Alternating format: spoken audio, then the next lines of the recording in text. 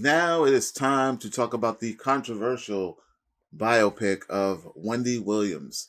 Straight from Lifetime, y'all. It's time to talk about it. Let's go.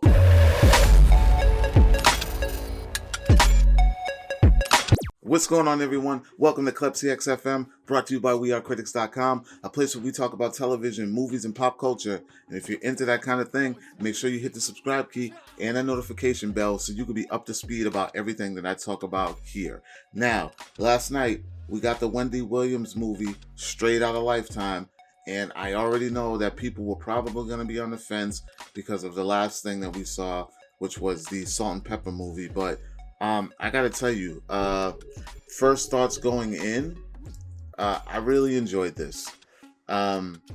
We all know Wendy to be this controversial celebrity host who, radio personality who has never been afraid to tell her own story and tell it in the most real, the realest light she could possibly do. And I gotta tell you, I walked away from this thing. Before I tell you about how I walked away from it, let's talk about some of the things. I watched both too, by the way. I watched the movie and I also watched the documentary, What a Mess, right after. The film, though, is directed by Darren Grant, who is known for doing like The Shy. He also did the Wu-Tang, the saga for Hulu, which I also enjoyed a lot, and I'm still waiting on season 2, and I don't know when it's coming. So Darren, let's get on that. So he's done that, and I think that he tells this story well. And this was highly executive produced by Wendy. You can tell she had both hands on the wheel on this thing, and Lifetime has this thing where they're able to keep that pace going, where it's not boring. They get to the things that they know you want to know about without making it feel rushed. And I think they pulled that off with this Wendy one, because they were showing all the things that I remember, listening to those radio stations back in the 90s, that era. And they tell you things. This movie particularly, they told me things that I did not know. I like to think that I'm pretty close to, things that go on in the celebrity world, especially with music, because I was really, really heavy into music in the 90s. And like, I didn't know that she dated Eric B. Like, that blew my mind. That was probably something. And for those who don't know Eric B, that's Eric B and Rakim, the DJ Eric B, who was very, very popular at the time as a DJ and a producer back then, and I blew my mind. I did not even know that.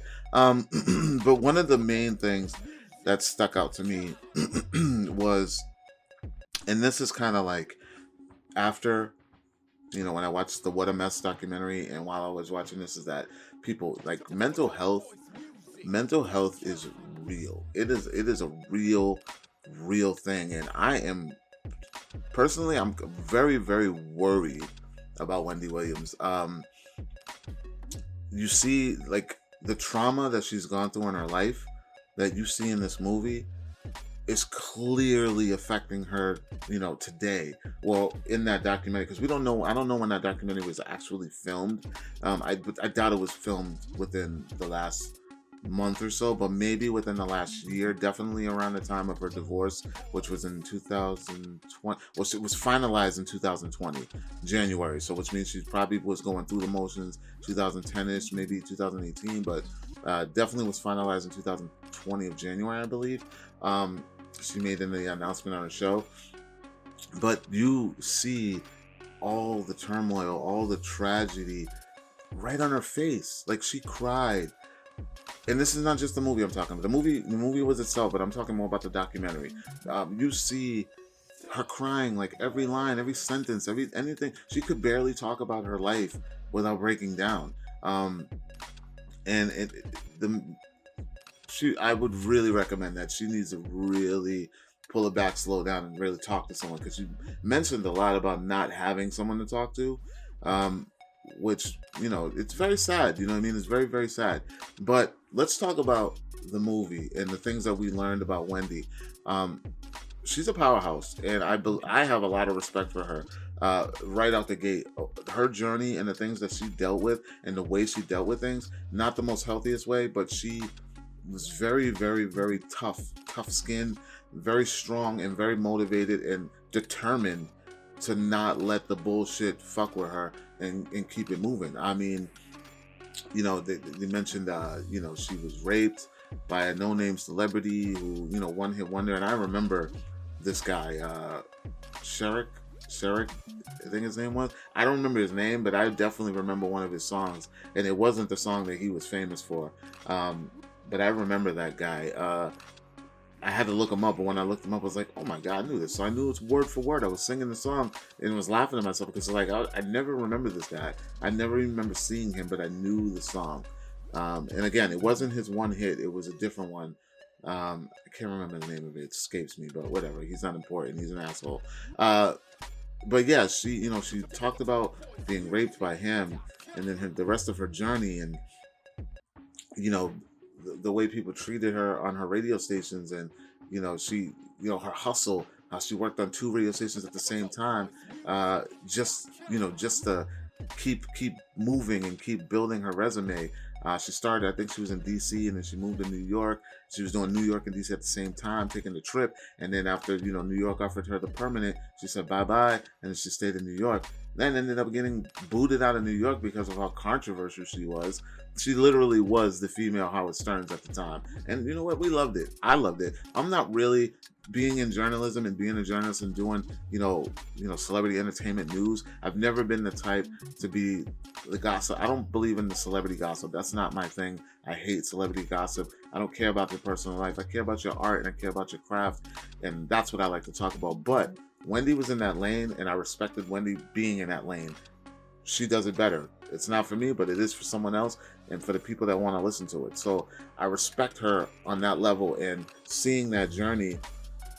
And, it's similar to the Howard Stern story. Like, people then weren't ready for it, like being racy on the radio. Like, FCC was throwing out fines like candy. Like, you had to really, really watch what you said, especially on the radio. TV was one thing, but when you were on the radio, it's a broader audience. More families listen. More, in the morning, people are driving to work with their kids in the car. It's like, they're very, very tough about that. So, seeing her, getting booted out of New York, and then she beat the loophole in the contract where she's like, listen, I mean, the contract says I can't work within a certain radius, so I'm just going to take it to Philly. And then she went to Philly, and she was, at that time, she was already a hot name. She was very, very, very hot. And, what could they do? So I respect her moves and the way that she, maneuvered through the turmoil and the hate and the boss is trying to hold her back. But she did have some pretty cool people in her corner, which was cool, which was rare back then. But it was also pretty dope to see that she had some solid guys, some solid male figures in her corner. Outside of just because I think when she was saying that she had a woman boss who really wasn't that supportive, which was very shocking. Back in that day.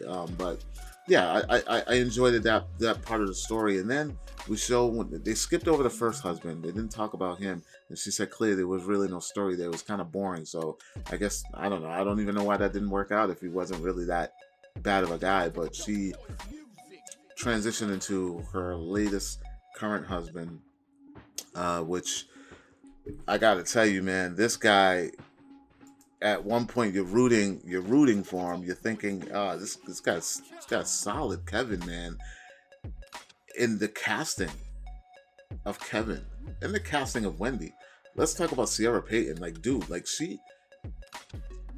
I'm not gonna lie, like, at some points, I'm like, this is young Wendy. Like, she had the mannerisms, she had the faces, she had the eyes. Every time the eyes would get bugged, like, she literally became Wendy. And like I said, I want to, like, take a hats off. I give that to Wendy. Like, I really think, as her being an executive producer, she really had both hands on the wheel and really keyed in on the things that she wanted to show and how she wanted to show them, and especially when it came to the acting. She was not going to let this one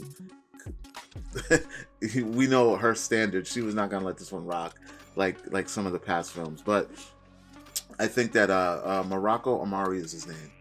He yeah, Morocco Omari is his name. He did a phenomenal job. He like when you see the pictures of Kevin, I mean they're not twins, but he definitely resembled him like to a T. Like I just thought that those two, the chemistry when they were on screen together was very very very great. There were some other celebrity cameos that didn't really do well with casting, like Charlamagne the God. Like that guy looked way too old to be playing Charlamagne at that age level. So I didn't like that. Red Alert, DJ Red Alert was in it. He kind of resembled Red Alert a little bit, but but this one overall, Lifetime they did very well on this one. It looks like they really took their time with it.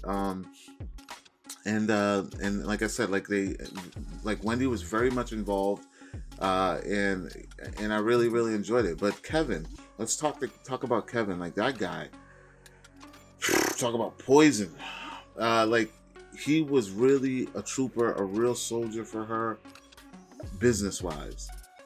Supported her. He was in her corner, but emotionally, nah, man. He plays a big part in her mental health, I believe. And it's tragic. It's a very tragic story, man. I mean, and you can kind of get a sense that, like, I know she says that she's not in love with him, but there's an attachment there. Like there is still, I think 9 years they were together, or something like that. 10, maybe it could be longer than that. I don't know, but there is definitely like an emotional lock there for her to him. She could barely talk about him or talk about anything without breaking down.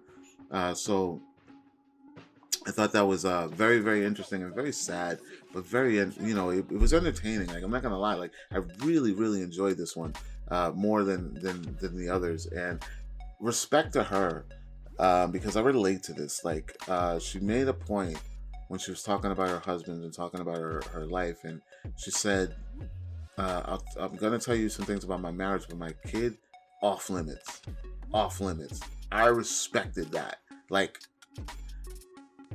there's just kids they don't come into this world expecting to be splashed all over the media and all over the internet, things like that. Like I'm very personal with my family and things like that, and I would never blast them unless it was their choice at the right time at the right age. But I respected her for that. When I heard that in the movie, I was like, yo, that's kudos to her. And she would blur his face out every once in a while. I don't know if you noticed, but when you watch the movie, and anytime they showed her son, she would blur the face out. She would never show it. I think that was in the documentary too. The documentary was like that. So shout out to that. So overall, I'm gonna rate them both together. Like I think the movie and the documentary go hand in hand. They work very well. If you're gonna watch this, watch them both, because you'll watch the movie, you'll get a gist of what's going on. Because Lifetime is brief. It's like although they're long movies, like they literally just get to the point. They get to the point, and then when you watch the follow up, you watch the documentary, you get the callbacks, and you're like, yo, like I feel like it hits harder when you watch how she talks about this. It hits harder. It's like, what? Oh my God, Wendy! Like, how are you so put together? Like, how are you able? Like, she is a show woman, like a showman, but a show woman. Like the cameras come on, and it's like all business. Anything around her disappears, and it is what it is. They show in the movie, and she talks about the feigning on stage, and and how she felt like she almost lost her show, and then she ended up getting it back, and getting the divorce. Like you get it all. It's all there. She puts it all out there, and that you have to respect her for, because most of these docu-films, especially when the person is still alive, they always hold back. They never want to tell you anything because they're still on this earth, and they're hoping that this is going to boost a little bit of their career that's left, and they don't want to tarnish anything that people think about them. Wendy didn't care. She went straight in, talked about her coke habit. Like that's like a good 30 minutes of the movie is her fucking blowing lines every damn minute, and not even being afraid to be apologetic, and like it's great. It was a great film. My final thoughts: I really enjoyed this film, docu-film, this Lifetime film. I don't hate Lifetime movies. I don't hate Lifetime. I really enjoyed this one because I feel like For one time for me, it really goes in, and the person that they're showcasing and highlighting wasn't afraid to say, let's talk about it all. And these are this is how you get the better docufilms. This is how you get those movies. This is why all those Michael Jackson movies and all those the Temptation movie like do well, because they pull the curtain back and then just give it all to you. Not just the music, not just the fun times, not just the good stuff. I feel like that Salt and Pepper movie was really fluffed, but I'm not gonna get into it. But yeah, I mean, guys, check out the Wendy Williams show. If you already did, not show, but movie. If you already did check it out, let me know in the comments what you thought. Am I off? Did you enjoy this one better than the others? Did you enjoy this one more or less? Am I off? Am I wrong? Please let me know. Let's talk about it. Like, comment, share, and subscribe. And I will talk to you all later. Peace.